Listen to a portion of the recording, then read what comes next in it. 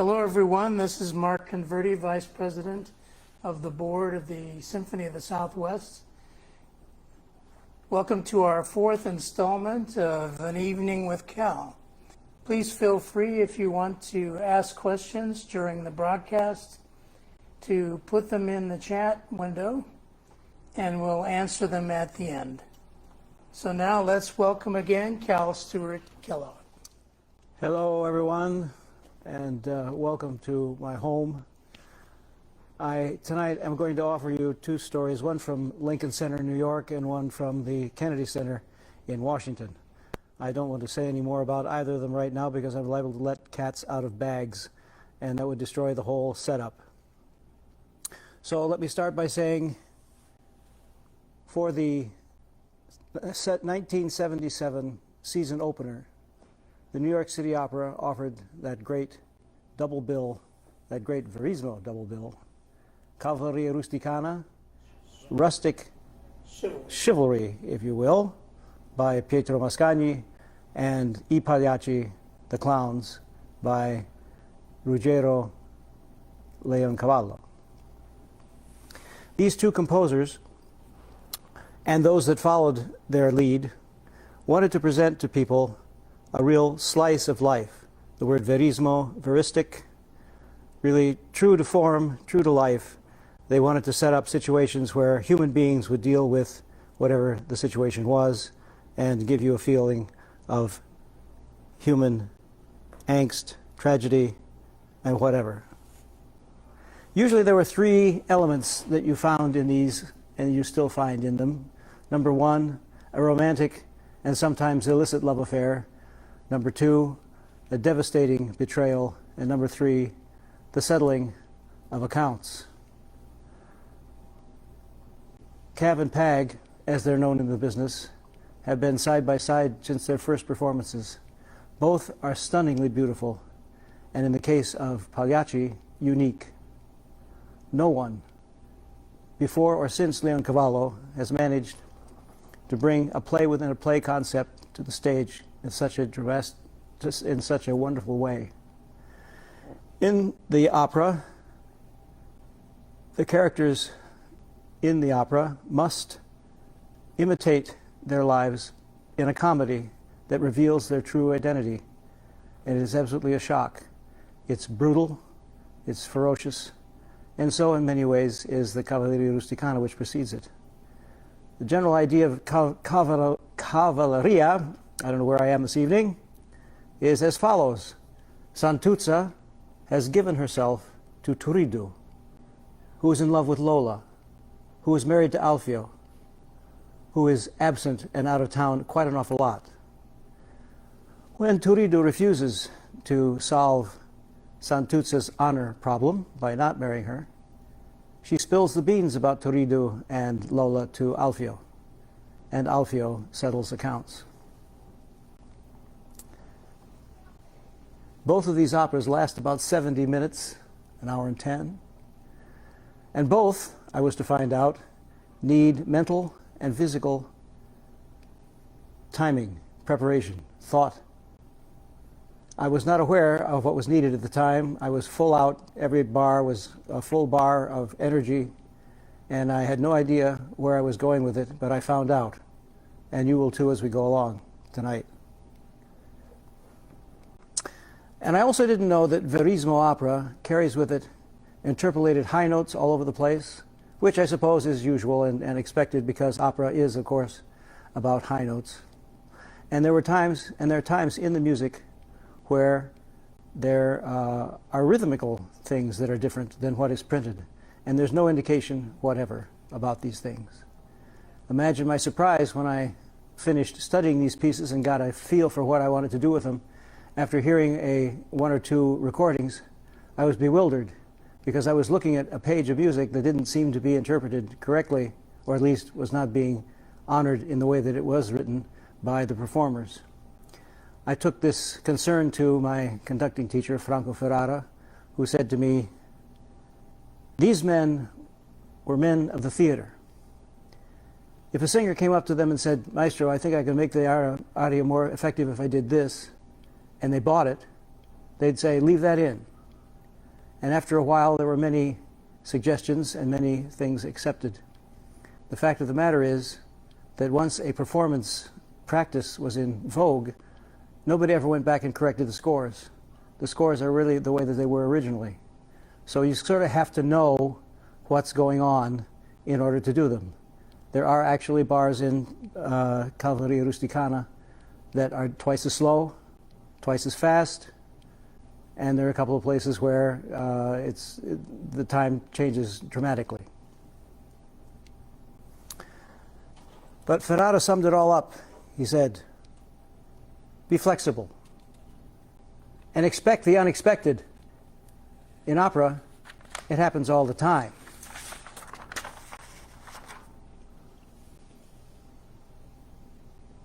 How true his words were for that fateful opening night in New York City. I need to tell you that the tenor and the soprano for Cavalleria hated each other openly. Whenever they rehearsed, all other people in the room somehow found something more important to do outside and left, usually leaving only myself, the rehearsal pianist, and the assistant stage director with a book that had the staging in it in case there were questions as to who was doing what. And there always were, and they were violent. These two people never looked at each other in the eye. They would address the stage director, the assistant stage director, saying, would you tell her that she's too loud here? Will you tell him to go jump in the lake? Will you tell her that she's falling in the wrong spot when I push her? And so it would go. Now one would question why City Opera would keep these two artists performing together and not killing each other. But there was a very good reason.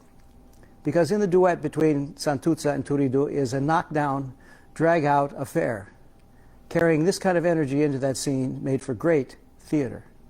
I myself got quite involved in it, and I found it draining, exciting, but draining, I must say. Again, I had no idea how to pace a show in any way, whatever. The Pagliacci cast was good, good colleagues, and Herman Malamud, the tenor singing Canio, was one of the most solid singers in the business.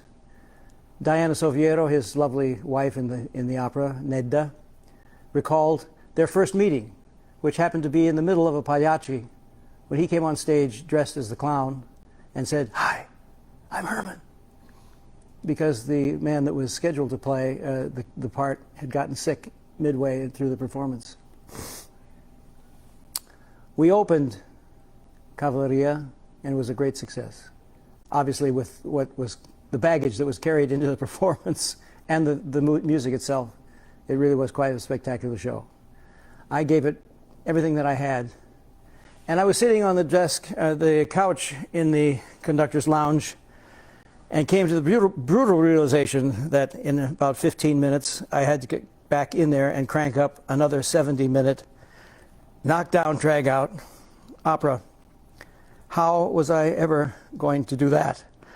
I started bemoaning the fact that I had given so much in the one and kind of figured how I even had no idea how I was going to handle the next one. When the phone rang on the desk, it was stage management upstairs. "Maestro, you can go to the pit door." Usually at City Opera, when you had taken your baton, locked the door, and gotten to the pit door, the red light above it would be turning green, and you'd hear a click, which would open the door for you to go in. I got there, the light was red, and I waited. And I waited. And I waited, and the light was still red, and I thought, something's going wrong here, or maybe somebody forgot to throw the switch. I was about to go back to the maestro's room and call upstairs when it finally did turn green, and in I went. Every step of the way I thought, how am I going to make this work? I'm exhausted. The audience was applauding, the orchestra and I took our bows, and we settled into the performance. The baritone came out and sang the prologue in a wonderful, wonderful way. He was a fabulous artist. Pablo Elvira was his name. The audience went nuts, and we were well on our way. Now the clown troupe enters, and the Canio, the tenor, invites the villagers to a special performance, a comedy that they have worked out, and they're going to present it right on stage here at 11 o'clock at night. All through this first section, though, I noticed that his voice was kind of raspy in a way, certainly in a way that I hadn't heard at the dress rehearsal. But then this was my first Pagliacci, and I was exhausted already, and I really thought, well, maybe I wasn't hearing well, and on we went. At the end of the scene, there's an interpolated high B, which all tenors take all the time, except this time, Herman sang it down an octave where it was written. And I thought, well, that's strange. He always took it up, but nevertheless, it was my first Pagliacci, and on we went. 2 scenes later, Canio comes back on the scene to surprise his wife Nedda with her lover. He's back, far back in the stage, in the shadows, barely visible. And he goes, "Ah!" And she says to her lover, "Fuggi!" which means escape. Off he runs, and Canio in hot pursuit. It was strange, though, that "ah" didn't seem to come from where Herman was. It was coming from somewhere over here. But it was my first Pagliacci. There was an awful lot of chase music going on, so we went on and we continued. But when Herman came back on the stage, starting to insist that his wife give him the name of her lover before he kills her, there was no doubt. He wasn't singing anymore. He was merely mouthing the words. The voice was coming from somewhere else. So I looked over into the pit, and behind the trombones on the right-hand side, far back, was a little man standing carrying a vocal score to Pagliacci, and a man behind him with a flashlight so he could see what he was doing. Now I had to deal with something else that I hadn't planned on at all, and this being the first time I'd ever done the work. Right now we were approaching the pinnacle of the entire opera, Vesti la Giubba. Ridi Pagliaccio. At the beginning of the recit part, a lady stood up in the 3rd or 4th row and shrieked, "Sing, Herman! Sing!" So Herman starts to sing. Now we have 2 tenors singing the beginning of Vesti la Giubba. I realized that Herman was not going to stop, so I cut the other man off and allowed Herman to set the world's record for the fastest Vesti la Giubba ever sung. That is, if anybody actually heard it, because his voice was now reduced to a whisper. After the aria is over, the orchestra kind of pans out, and then there's a beautiful interlude, an intermezzo. Usually, that intermezzo links Act 1 and Act 2 of Pagliacci. Act 2 is only about 20 minutes long. And in the City Opera version, it's a pantomime. You see Canio and Nedda suiting up for the performance, putting the flower on their faces, and she goes and has him zip her up, and so on and so forth, and they try to make life the way it was, but of course it can never be again. In the second part of the opera, Herman merely mouthed the words and stayed out of it. But I noticed the gentleman in the pit was rather uncertain about certain things he was doing or how I was taking the piece. So I looked right at him and said, or mouthed, "Watch me." And after that, it went smoothly. At the end of as soon as the curtain came down, Julius Rudel, the general manager of the opera company, came out with a microphone in his hand. He was greeted with cheers and jeers. He brought out the 2 tenors. Malamud was about 6 feet tall. Kenny Collins, who was the mysterious man in the pit, was only about 5'6". And Rudel said, "Ladies and gentlemen, as you can see, it was impossible for us to suit up Mr. Collins in time to do this performance when Mr. Malamud took ill. This was the only way we could assure a performance of any kind. Anyone who does not agree with us and wants his money back, please go to the box office. Thank you for coming. Good night." As I walked back to my dressing room, it suddenly became clear to me why I was standing outside so long with that red light on. They were making a public announcement that Mr. Malamud was not in best voice, that he was indisposed, is the way that they say it. and that he would beg the audience's indulgence. He would try his best to do a performance for you. I was the only one in the entire theater that didn't know what was going on. But as Maestro Ferrara said, always expect the unexpected. In opera, it happens all the time. Amen. That's story number one. Story number two. Martin Feinstein was the general director of the Washington Opera. Now I believe it's called the Washington National Opera, but the Washington Opera from 1980 till 1996.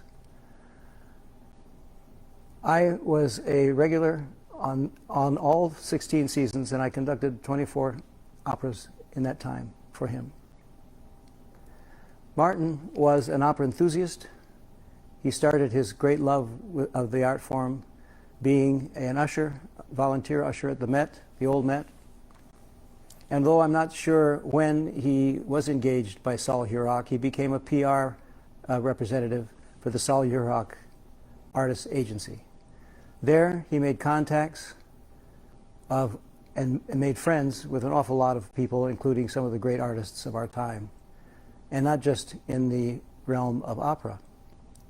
In 1981, he devised a clever idea of having a fundraiser for the opera that he had just taken over.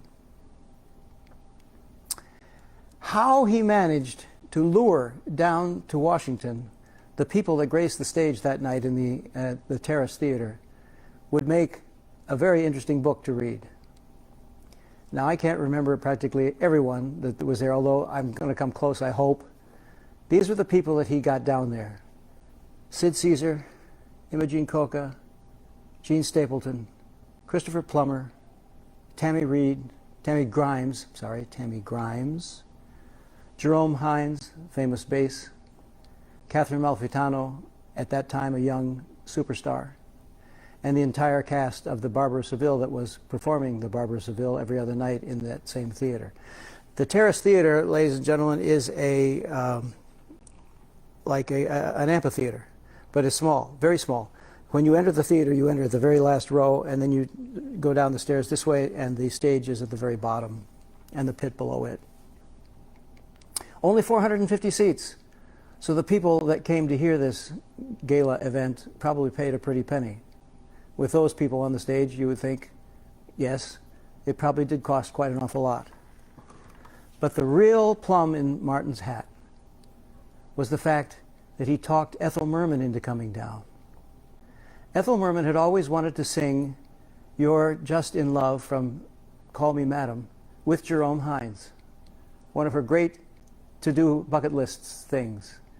And Martin was clever enough to play heavily on that and said, if I get Jerry to come down, he always wanted to be called Jerry. I worked with him several times, and so if I do call him Jerry, please forgive me. He liked it that way. He says, if I can get Jerry to come and sing with you, will you come? And she said yes. And so did Hines, and therefore she was going to be there. Now, she almost canceled because she had a blood clot in her leg. And for 2 weeks she was in the hospital with that leg up as they tried to dissipate the danger that would have happened had she gotten up and walked around. A blood clot you don't want in your bloodstream by any way, shape, or form. And it looked like she wasn't going to come. And then all of a sudden, 2 days before the rehearsal and performance, she got better, got on a train, came down to Washington. Now, not only is there 450 seats in the theater, but the pit is extremely small. You can only really squeeze 36 players into that pit. We had 3 conductors for that show. My job was to conduct the finale to the first act of Barber with the cast, accompany Jerome Hines in Dormir o Sol from Don Carlos, and Miss Malfitano in Juliet's Waltz from Romeo and Juliet by Gounod, and 2 scenes from Gilbert and Sullivan with Gene Stapleton and the D'Oyly Carte famous John Reed, who was in the area performing with us a Gilbert and Sullivan opera. I was conducting that too, for that matter. Well, I did my part, And since there was really no place for me to go, I'd have to crawl over musicians to get out of the pit down below where there were entrances. I merely lifted myself up and jumped over the rail and was in the theater. Martin came down to me and said, "Cal, accompany Miss Merman backstage, please." She'd been sitting over in the dark near the small stairwell that led up to the stage. She said, "Please help her backstage. She's going to rehearse after Tammy Grimes does her number." Tammy Grimes' husband was conducting her numbers, and they were working on them as I went over to say, Miss Merman," and she kind of recognized someone was speaking to her. I said, "It's time to go backstage. I'll help you." She put her hand on my forearm, and I could feel the weight of her entire body. We moved ever so slowly towards the four steps that led back to the backstage area, and each one was like climbing Mount Everest for her. I felt like I practically was carrying her. Very feeble, very slow. She didn't make any sounds, but she was having a tough time. When we got backstage, of course, it was dark. She expected me, and I did accompany her to the chair in the middle of the theater, in the middle of the stage, where she was rehearsing with the conductor of the Washington Opera Chorus, Bill Huckabee. Her numbers, of course, were No Business Like Show Business and the duet with Jerry Hines. So Bill started the vamp to No Business Like Show Business. She complained that it was too fast. Then she complained it was too slow. Then at the end, she didn't like the way that he gave her the rallentando for her final button. None of this was done with very much voice, incidentally. She was so weak, one was wondering whether she would actually collapse right then and there. When she'd finished her rehearsal, a stagehand who was there accompanied her to one of the only dressing rooms available. The Terrace Theater is a very small place. There were maybe 4 dressing rooms, and 3 of them were being used for makeup and other things. There was no room for anyone, but Miss Merman was placed in one of those dressing rooms, and a note was put on her door: "Do not disturb this room." No one was to go near Miss Merman's room. They were going to bring her dinner. It was 4 o'clock when we finished the rehearsal, and the gala began at 7:30. No one was in or out of that room except the people that that were attending to her. I remember running into Sid Caesar point blank in the hallway. There wasn't hardly any room to walk around. And I also forgot that Douglas Fairbanks Jr. was there as well. This was an evening of recitation, of skits, and music. Coca and Caesar did one of their famous bits to the delight of everybody, and the evening progressed like that. When Tammy Grimes had finished her numbers, I finished mine and scrunched over as far as I could, almost into the lap of the concertmaster, just to give the gentleman a chance to conduct himself. And he moved onto the other side, almost falling into the cello section, to give Bill Huckabee the reins. And the announcement came. Ladies and gentlemen, Ethel Merman. Bill started the vamp. And at that moment, with the power of a fullback and the grace of a cheerleader, without giving any indication of anything that was wrong physically with her in any way, shape, or form, Ethel Merman, the Ethel Merman, barreled her way onto the stage. Bump, bump, bump, bump, bump, bump, bump, hit her mark. There's no business like show. I was only about 30 feet from her. I found my jaw had fallen completely. The only time I've ever fallen. So enthralled with what was going on. Only 30 feet away, the sound was absolutely deafening. Where she got the energy from the person that had been helped up the stairs and onto the stage, I do not know. But it's one of the most phenomenal performances that I've ever seen, or anyone else that was there. Of course, a lot of people didn't know. Only those of us that knew how she had been before the rehearsal and before the performance knew the complete change that had happened. An amazing, amazing moment. And those are my 2 stories. Well, Cal, we have some questions that were submitted earlier this week. First of all, from Marie. She wants to know, well, tell us about your family. How did you meet your wife, Jamie, and anything else you want to share? Okay.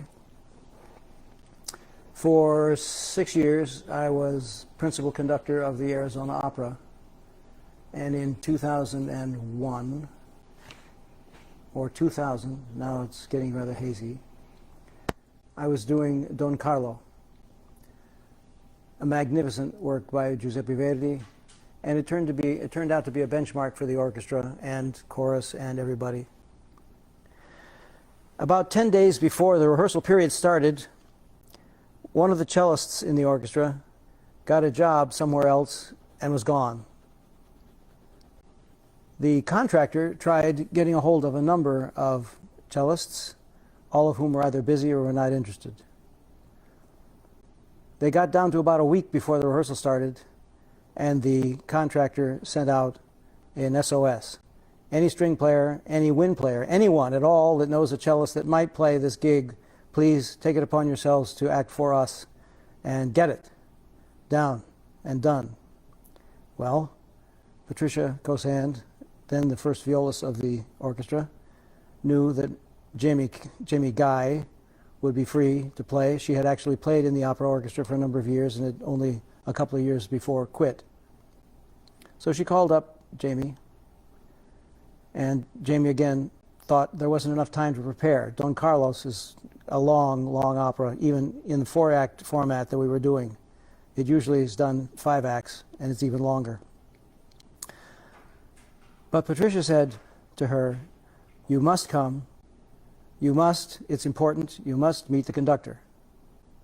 Her words. Well, Jamie decided to take the gig. Now, I would be foolish to say that I didn't notice a very attractive woman in the back of the cello section. Of course I did. But at the same time, there are 7 roles, 7 major roles in Don Carlo. Only 2 of them had ever done their roles before. Everybody else was first-timer. And we had 2 casts. So I had certainly a lot on my plate, but I did happen to shake her hand and thank her for being there at the first opportunity that I had, which was during one of the first breaks. She recalls that I had a very nice handshake, which was very important for her. I had won a point for some reason or another. But one thing led to another, and after the run of the show, we went out to dinner, and we got to know each other. And of course, we got married. Our boys came along quickly, because they just did. Mark is now 17, and Sean is now 16. And we live in Tempe, in this house, and we try to get along with one another.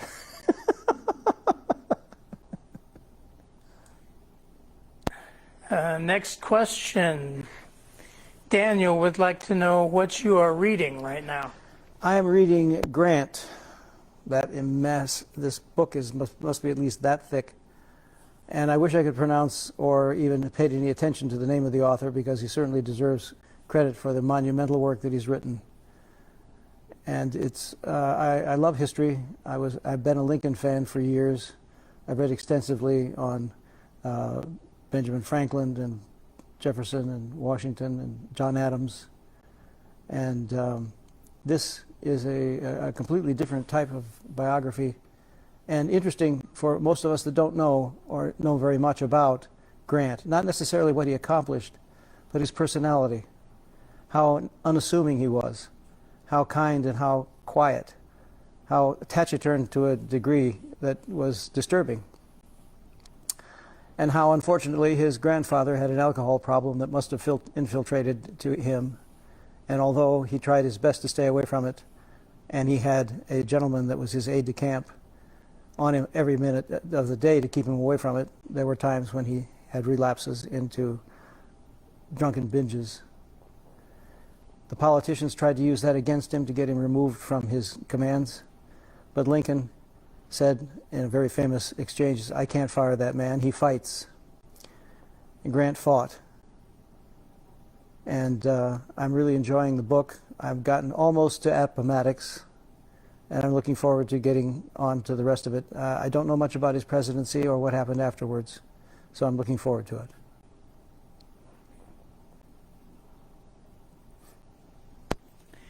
Martin is asking, what's your favorite Verdi opera and Puccini opera? Otello, for sure, and Turandot. Turandot is a compendium of modern harmony, and it's orchestrated in an exquisite way. Puccini doesn't get enough credit as being a masterful orchestrator. In fact, as complicated as Turandot seems to be, if an orchestra knows how to play and they can read the dynamics on the page, it is perfectly balanced from the beginning to end. There's hardly anything one needs to do about it except to keep it together with the cast on the stage, which presents its own set of problems. And of course, it's a shame that he was not able to complete it. And there's always going to be dissatisfaction in the final scene, regardless of who said it or who rewrote it. But Turandot is obviously a masterwork, no question about it. And those would be my two. Otello, of course, give me Otello any day of the week. If I had to go to a desert island, I'd have to take that and The Marriage of Figaro. Those would be the two operas that I would take. I couldn't go without one or the other. Our final question comes from San Antonio. I mean, that's not the name of a person, it's obviously the town. Which composer has the most diverse repertoire? I'm not sure I understand that. Are you talking about works that are diverse one to the other? That type of composer, I'm not sure leaps to mind right off the bat. There's a sameness about all composers. They have a certain language that they recreate. One could look at the early works of Kurt Weill, which are very dissonant and atonal, and then look at A Touch of Venus, Street Scene, and some of the other musicals that he wrote to find a completely different type of music. Bartók also went from one particular type of music to another and found, I think, a wonderful language towards the end of his life, which was tonal, but stretching tonality to a point where you had to listen very carefully and appreciate, after many listenings, what he was getting at. But I can't say really that there's anybody that is so diverse that you could list 10 pieces all different. Actually, there's one more from Martin. Do you like the Alfano completion? I have dealt with the Alfano completion, and Luciano Berio wrote one, and I think there was one other person that took a crack at it. Like I say, we'll never be satisfied. No one will ever be satisfied with it. It's, you know, immediately from the first opening fifth there after the death of Liu that it's a different hand that's got this piece. But at least it got done, and at least we can appreciate the opera for what it is, even without the author completing it. All right. Well, I think that's all the time we have for this evening. Once again, Cal, thank you for being with us. No probs. And we look forward to seeing you soon somewhere in the Valley, hopefully when there's a concert opening up. Boy, wouldn't we all like that? Would you like to tell the audience here about the Youth Symphony? Well, the Youth Symphony has found I'm sorry, I'm going to miss the name. What is the name of the church? Center Church. Center Church in Gilbert, that has graciously allowed a rehearsal space for the Youth Symphony, and we are going to start rehearsals on September 14th. And we have a string body of about 35 players and a wind ensemble of about 18. And what we plan to do is divide the string body in half, so we have 18 and 17. And we are going to have separate rehearsals for one piece. We're going to do the Tchaikovsky Serenade for strings. So half will work on movements number 1 and 2 on the 14th, and the other group will come immediately afterwards, and we'll do the same 2 movements. The wind players will then come at for the last hour of a 3.5-hour time frame.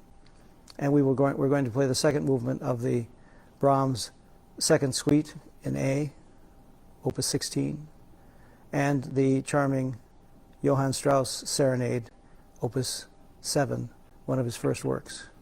And we will be rehearsing them separately. How we're going to get the strings together for a final concert has yet to be seen, with the social distancing being what it is. But we'll find a way to make it work, and we're looking forward to at least having a place to rehearse and a place to perform. Yeah, one thing we can tell the audience is that this performance of the Youth Symphony will be recorded, and we will put it on YouTube. Great. So it'll be free for everyone to watch. Because we're not allowing too many people in to view it live because Right. of the social distancing and all of that. Right. Just parents and close friends. Yeah. Okay, well, thanks again for being with us this evening. And everyone in the audience, thanks for joining. Good evening.